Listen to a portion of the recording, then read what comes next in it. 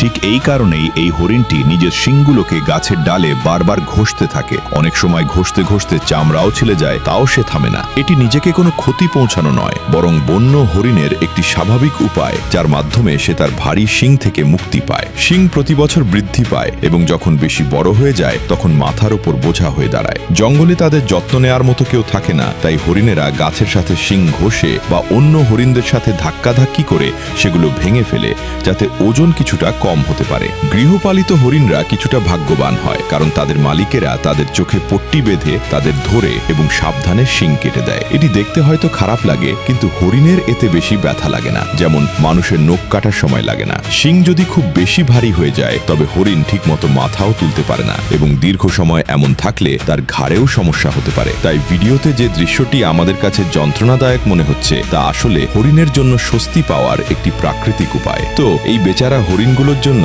একটি লাইক অবশ্যই।